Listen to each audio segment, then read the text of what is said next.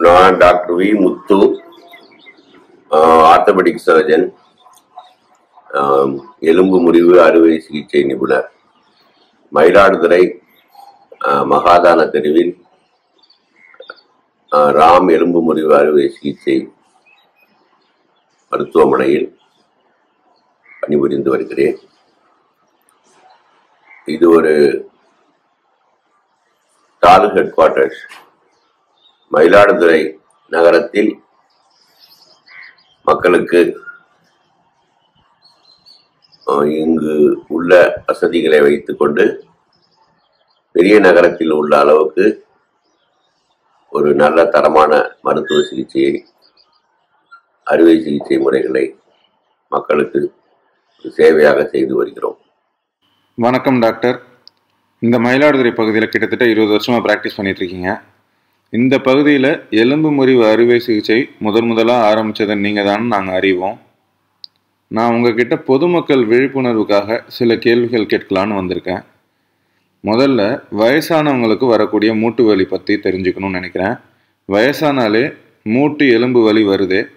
கிட்டத்தட்ட எந்த வைத்திய முறை எடுத்துக்கிட்டாலும் அதற்கான நிவாரணம் சரியாக இருப்பதில்லைன்னு சொல்கிறாங்க. இதற்கு காரணம் என்ன? ஏன் இந்த மூட்டு வலி வருது? அதை பற்றி தெரிஞ்சுக்கணும் டாக்டர். இந்த மெயினாக இந்த மூட்டு வலிங்கிறது வயசானா 2-3 ரீசன். ஒன்று ஓவர் வெயிட் கூட இருக்கிறவங்க எல்லாருக்கும் வெயிட் பேரிங் ஜாயிண்டாக இருக்கிறதால முழங்கால் மூட்டு ஒரு 45 to 50லேருந்தே ஆர்த்ரைட்டிஸ், தேய்மானங்கிறது ஆரம்பிச்சிடும். அதுக்கு சாதாரணமாக நாங்கள் சொல்றது சைக்கிளிங், அதாவது ஹோம் சைக்கிளிங். எல்லாரும் கேட்கறது வாக்கிங் போகலாமா டாக்டர், வாக்கிங் போகலாமாமாங்க. வாக்கிங்கிறது is good for the body, heart. ஜென்ரலாக ஓவராக நீங்கள் கூட கொஞ்சம் எக்ஸசைஸ் பண்ணுறது எல்லாமே ஓகே. பட் ஒன்ஸ் உங்களுக்கு ஆர்த்ரைட்டிஸ்னு ஆரம்பிச்சிருச்சுன்னா அது வெயிட் பேரிங் ஜாயிண்டாக இருக்கிறதால வாக்கிங்க்கு ஈக்குவலாக நீங்கள் சைக்கிளிங் தான் வெரி குட். அது ஜென்ஸாக இருந்தால் ரோட்லேயே சைக்கிள் போகலாம். லேடிஸாக இருந்தால் அந்த ஆர்பிட்ரக்குங்கிற ஹோம் சைக்கிளிங்கை 45-50 வயசுலேயே ஆரம்பிச்சுட்டா ஆர்த்ரைட்டிஸை நீங்கள் 40 to 50% குறைச்சிடலாம், அந்த ப்ராக்ரஸ் ஆகிறத. அதுக்கப்புறம் குளுக்கோசமைன், அந்த மாதிரி டயசரின், அந்த மாதிரி நிறையா ட்ரக்ஸ் இருக்குது. அதில் most of them kidney safe drug தான். இன்னொன்று எல்லாரும் கேட்கறது மாத்திரை சாப்பிட்டா கிட்னி வீணா போய்டும்னு சொல்லுவாங்க. உங்கள் கிட்னி நார்மலாக இருக்கிற பட்சத்தில் மாத்திரை நீங்கள் 3 வருஷம் 10 வருஷம் ஹார்ட் மாத்திரை, டயபிட்டிஸ் மாத்திரை, பிபி மாத்திரை சாப்பிட்ற மாதிரி இந்த ஆர்த்ரைட்டிஸ் மாத்திரை சாப்பிட்றதால கிட்னி வீணா போயிடாது. உங்கள் கிட்னியை நீங்கள் 6 மாதத்துக்கும் 1 வருஷம் 2 மாதத்துக்கு ஒரு தடவை அது மாதிரி மானிட்டர் பண்ணிகிட்டே இருந்தீங்கன்னா மாத்திரை சாப்பிட்றது ஒன்றும் கெடுதல் ஆகிடாது. வலி மாத்திரை யூஸ்வலாக கிட்னிக்கு சேஃப்னு நாங்கள் கொடுக்கறது பேராசிட்டமால் மாத்திரையும் ட்ரமடால் மாத்திரையும். அதுதான் அப்பப்போ சாப்பிட சொல்லுவோம். அதுவும் ரெகுலராக சாப்பிட சொல்றது இல்லை. ஆயுர்வேதிக் இதில் சில மாத்திரை இதுக்கு ஈக்குவலாக வலி குறைக்கிறதுக்கு இருக்கு. பட் அவங்க சொல்ற மாதிரி அந்த தைலம் தடவன மூட்டு வலி எனக்கு போயிடுச்சு அப்படின்னு சொல்றது கொஞ்சம் எக்ஸாஜரேட்டட். இதுல எப்படி நமக்கு வலி நிவாரணம் கிடைக்குதோ அதே மாதிரி ஆயுர்வேதிக்லயும் தைலம், அதே மாதிரி வெளியில தடுற தைலம் எவ்வளவு வேணாலும் தடவலாம். அதை நான் எல்லாருமே என்கரேஜ் பண்ணுவேன். உள்ள சாப்பிட்ற மாத்திரை தான் நம்ம ரெஸ்ட்ரிக்ட் பண்ணிக்கணுமே தவிர தங்க பஸ்பம் அந்த மாதிரி உள்ளதெல்லாம் கிட்னிக்கு டேமேஜ் கொடுக்கறது. எம்ஜிஆர் தங்க பஸ்பம் சாப்பிட்டு தான் அவர் கிட்னி வீணா போயிடுச்சுன்னு சொல்லுவாங்க. எவ்வளவு தூரம் உண்மைன்னு தெரியல. ஸோ இந்த மாதிரி சில ரொம்ப 3000-10,000 ரூபாய்க்கெல்லாம் பேக்கேஜ் கொடுக்குறாங்க. அந்த அளவுக்குலாம் அந்த ஆயுர்வேதிக் மாத்திரைகளை ஒன்றும் பெருசா யூஸ் கிடையாது. அதனால பேராசிட்டமால், ட்ரமடால் சாப்பிட்டுட்டு இந்த குளுக்கோசமைன், கான்ட்ராக்டின் சல்ஃபேட் அந்த மாதிரி சில ட்ரக் 6 மாசம் 1 வருஷம் லாங் டேர்ம்ல சாப்பிட்றதால ஆர்த்ரைட்டிஸை நிறைய குறைக்கலாம். மோர் தேன் தட் உடம்பு எடைய, weight reduction and Orbitrek home cycling ரொம்ப நல்லது. இது இல்லாம போன் சப்போர்ட்டிவ் ட்ரீட்மெண்ட்டுங்கிறது ரொம்ப முக்கியம். ஆஸ்டியோபோரோசிஸ் வந்தாலும் சரி, வர்றதுக்கு முன்னாடியும் சரி, அது நான் ரொம்ப அதில் ஸ்ட்ரெஸ் பண்ணுவேன். ஆஸ்டியோபரோசிஸ் சப்போர்ட்டிவ் ட்ரீட்மெண்ட் வந்து ஒரு 50, 55, 60லேருந்து நீங்கள் வந்து கால்சியம், அந்த கோலிகால்சிஃபெரால், விட்டமின் D3 இந்த மாதிரி மாத்திரை வந்து ரெகுலராக வந்து சாப்பிட்டுட்டு இருக்கிறதால போன் பெயின் நிறையா குறைக்கலாம். ஃப்ராக்சர்ஸோட ரிஸ்க்கை வந்து நல்லாவே குறைக்கலாம். அதே மாதிரி நான் ரெகுலராக போடுற இன்ஜெக்ஷன் வந்து டெக்கடியோரபாலிக் அனபாலிக் ஸ்டீராய்டு. அது வந்து சயின்டிஃபிக்காக வந்து ஒன்றும் அதில் பெருசாக தப்பு கிடையாது. அதை வந்து ஓல்டு ஏஜ் 55 வயசுலேருந்து மாதம் ஒரு தடவை இல்லை 15 நாளைக்கு ஒரு தடவை நான் என்னோட ஓன் அப்பா அம்மாவுக்குலாமே போட்டிருக்கேன். நிறையா பேஷண்ட் எங்கிட்ட 10 வருஷம் 15 வருஷம்லாம் போட்டுட்ருக்காங்க. அது வந்து it helps the phone index, இந்த போன் மினரல் மாஸை வந்து மெயின்டைன் பண்ணுறதுக்கு அது நல்லாவே உதவி பண்ணுது. அது வந்து மாதம் 2 போகிறதால தப்பு இல்லை. இந்த phone supportive treatment, wait reduction இந்த மாத்திரை சாப்பிட்றதால லாங் டேர்ம், அதாவது ஒரு 15-20 வருஷம் வந்து உங்கள் மூட்டு வலியை நல்லாவே குறைக்கலாம். உங்கள் மூட்டு தேய்மானத்தையும் நீங்கள் வந்து நிறையா தள்ளி போடலாம். அதாவது 5 வருஷத்தில் உங்களுக்கு உள்ள தேய்மானத்தை நீங்கள் 10 வருஷத்துக்கு குறைக்கலாம். 10 வருஷம் வரைக்கும் உங்கள் தேய்மானத்தை குறைச்சி வச்சுக்கலாம். அடுத்த கேள்வி, பெண்களுக்கு இந்த மூட்டு வலி அதிகமா வரதுக்கான ஏதாவது தனிப்பட்ட காரணம் இருக்கா? அப்படி இருந்தா அதுக்கு ஏதாவது தனிப்பட்ட வைத்தியம்னு இருக்கா?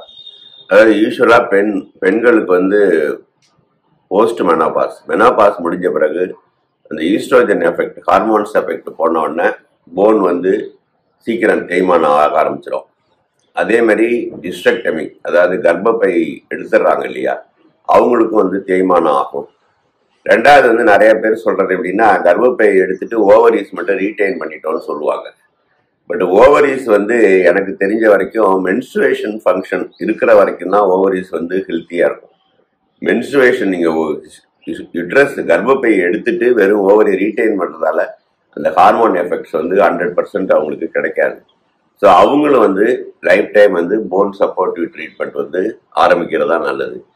ஸோ அந்த மாதிரி லேடிஸ் ரெண்டாவது ரீசன் வந்து முக்கால்வாசி லேடிஸ் வந்து கொஞ்சம் ஒபிசிட்டிங்கிறது அதிகம் கம்பேரிட்டிவ்லி ஜென்ஸு.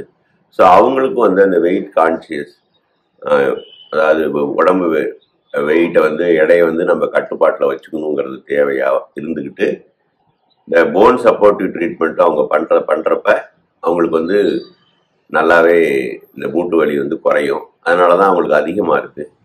கம்பேரிட்டிவ்லி இப்போ வந்து இந்த அம்மி அரைக்கிறது, கிணத்துல தண்ணி இழுக்கிறது, வீடு கூட்டுறது, அந்த மாதிரி துணி துவைக்கிற வேலையெல்லாம் வந்து லேடிஸ்க்கு வந்து ஒரு காலத்தில் போனை ரொம்ப ஹெல்த்தியாக நல்லா வச்சுருந்தது. இப்போ அதெல்லாம் விட்டுட்டு மிக்சி கிரைண்டர்லாம் வந்துட்டோன்னா அவங்களுக்கு வந்து அந்த ஜென்ரலாக வீட்டு அந்த போனோட ஒர்க்ஸ்லாம் குறைஞ்சி போயிடுது. அதனால சிம்பிளாக நான் சொல்கிறது வந்து ஒரு புள்ளி எக்ஸசைஸ், வீட்டில் வந்து ஒரு புள்ளியை போட்டு அதில் வெயிட் வச்சு கயிறு இழுக்கிற மாதிரி உள்ள எக்ஸசைஸு ப்ளஸ் ஆர்பிட்ரக் சைக்கிளிங், ரெண்டும் வந்து லேடிஸ்க்கு வந்து வீட்டில் வந்து ரொம்ப நல்லது. அவங்களால எல்லா லேடிஸும் அவங்க பசங்களை ஸ்கூலுக்கு அனுப்பிச்சிட்டு ஹஸ்பண்ட் ஆஃபீஸ்க்கு அனுப்பிச்சிட்டு ஒர்க்கிங் லேடிஸ் அவங்க ஆஃபீஸ் போகிறப்ப வெரி பிஸி. அவங்களால வந்து டெய்லி வாக்கிங் ஜிம்மு போகிறதெல்லாம் வந்து ப்ராக்டிக்கலாக கொஞ்சம் கஷ்டம். இப்போ சிம்பிளாக அவங்களுக்கு வந்து வீட்டில் வந்து புள்ளி எக்ஸசைஸு ஆர்பிட்ரக் ரெண்டும் வந்து ரொம்ப யூஸ்ஃபுல். டிவியில இந்த மூட்டு வலிக்காக ஏதாவது ஒரு சில ஆடு நான் பார்க்க முடியுது, இதை மட்டும் எடுத்துக்கிட்டா உடனே மூட்டு வலி சரியா போயிடுது அப்படின்னுட்டு. அந்த மாதிரி மாற்று மருந்தை பத்தின உங்களுடைய கருத்து என்ன? அதான் அந்த யூஸ்வலாக இப்போ வர்றது வந்து பஞ்சகஸ்தூரி, அந்த மாதிரி நிறைய தைலம், இந்த தைலம் தடவுறதால வந்து ஒன்றும் பெருசாக தப்பு இல்லை. அது வந்து ஒரு 2 நாளைக்கு 3 நாளைக்கு வலியை குறைக்கும்.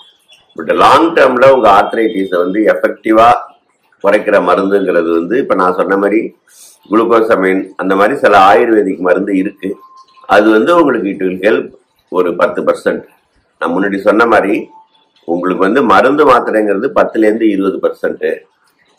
வெயிட் ரிடக்ஷன், சைக்கிளிங் இதெல்லாம் பண்ணிக்கிட்டு இருக்கப்ப அனதர் 20%. ப்ளஸ் உங்கள் எக்ஸசைஸ் ஒரு 50லேருந்து 60% நம்ம வந்து இந்த ஆர்த்ரைட்டிஸை வந்து கண்ட்ரோல் பண்ணி வலியை குறைக்கலாம். 40%ங்கிறது வந்து ஜெனட்டிக்கலி ஃபிக்ஸ்டு. ஒருத்தருக்கு ஆர்த்ரைட்டிஸ் வர்ற மாதிரி ஒரு ஜீன் இருந்து ப்ராக்ரஸ் ஆகிட்டு இருந்ததுன்னா ஒரு 30-40% அவங்களுக்கு தேய்மானம் ஆகிட்டு தான் இருக்கும். அவங்களுக்கு அந்த கடைசி ஸ்டேஜில் வந்து அந்த மூட்டு மாற்று சிகிச்சை பண்ணிக்கலாம். மூட்டு மாற்று சிகிச்சை பற்றி நீங்க அட்வைஸ் பண்றது என்ன? எப்ப பண்ணலாம், பண்ணலாமா வேண்டாமா, அதோட பிளஸ் அண்ட் மைனஸ் ஏதாவது இருந்தால் நீங்க சொல்லணும்னு நினைக்கிற விஷயங்கள் சொல்லுங்க. மூட்டு மாற்று சிகிச்சை வந்து ஒரு நல்ல சிகிச்சை, அதுல வந்து நோ செகண்ட் ஒப்பீனியன். பட் யாருக்கு எப்ப பண்றதுங்கிறது தான் இட்ஸ் $1 million கொஸ்டின்.